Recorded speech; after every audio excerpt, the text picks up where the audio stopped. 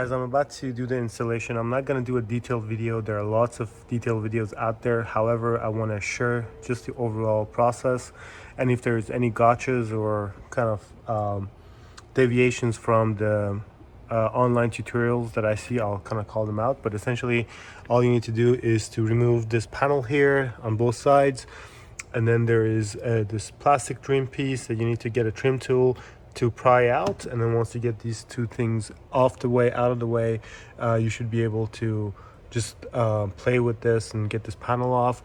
Once this panel comes off, you need to take the ECU out here, and then from there you can just remove the air filter. So that's in a nutshell the process. I'm gonna do a lot of that off camera, but if there are any gotchas or any challenges, I'll definitely come back online and kind of walk you guys and show you guys through. One thing I want to do, I'm gonna try to tape this area. I don't want any scratches, just from abundance of cautious. I want to make sure that everything is coming off scratch free. All right guys, so everything went as planned. No surprises, nothing crazy.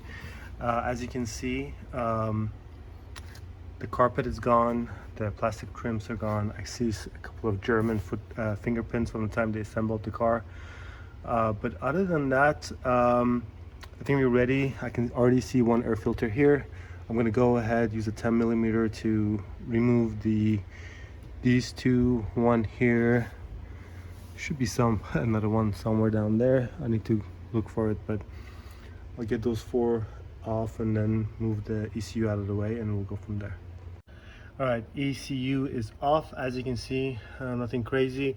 The only complaint I have is that this last stud is a little bit too close to the carpet, so I had to keep the carpet down in order to unscrew it and then pull the ECU out.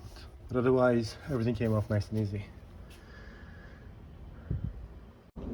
All right guys, on one side it looks pretty dirty. I mean, not too dirty, expected, but I only have like 2,000 miles on the car, so I'm a little bit surprised by the amount of dirt this thing has captured. And also, if you look at this housing, there's a whole bunch of like stones and dirt and stuff like that. So, oh, actually, check this out. It's beautiful. Oh, this is nice. This is what you get when you do track days. So I guess just removing this is 5 horsepower alone. But anyway, I'm just gonna clean that up. I'm not gonna do anything crazy. I'll make sure that nothing gets through the opening to the engine. This is the opening to the engine. There is basically what you can do to clean. So I'll go ahead and do that. All right, so you wanna install the seal before installing the filter. And you may want to make sure that the seal is pretty tight. I was reading the instruction. It was saying that you can actually use some like one of those thread locking blue Loctite glues. All right guys, it's installed on one side. The seal looks pretty good. The only thing I noticed is that the holes where you screw the screw into on the filter, they're not threaded. So the first time you screw it in, you're essentially threading the way. That makes me wonder if there's going to be subsequent issues the next time you want to take off the filter and maybe clean it. I know these are not meant to be, these are reusable. These are not meant to be thrown away every time you need to service your air filter. But the fact that you have to kind of screw in your way into the filter housing is, I don't know, suspicious to me. All right, I have a grease here that is recommended by the dealer. I'm gonna use it around the green seals to make sure that it offers a good amount of seal here, and then from there I'll just go ahead and install it on the car. Or just to show you the seal.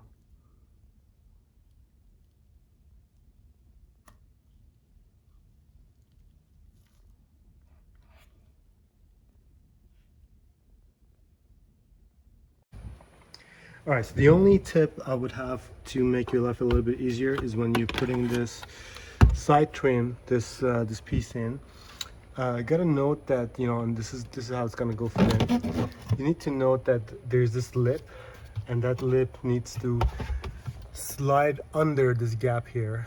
So try to start there, lining up that lip to go under that gap, and then everything else is gonna fit in. If you try to start with the other tabs, this is gonna stay out. Not only it's not gonna look good, it's just not gonna sit right. And yeah, there you go. That's your tip.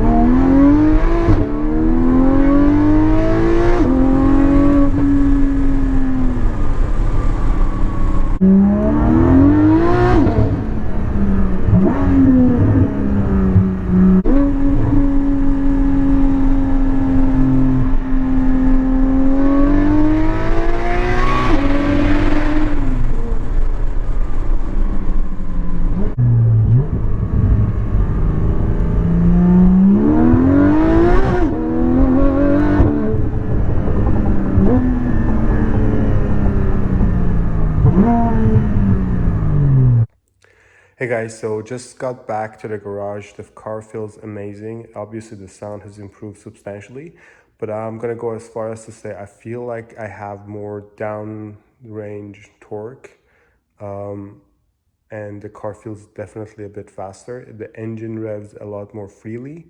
And also, like when I put my foot down, I feel like I get some immediate torque to the point that maybe slightly it reminds me of driving a Corvette. How, you know, the back want to kick out when you kind of floor it.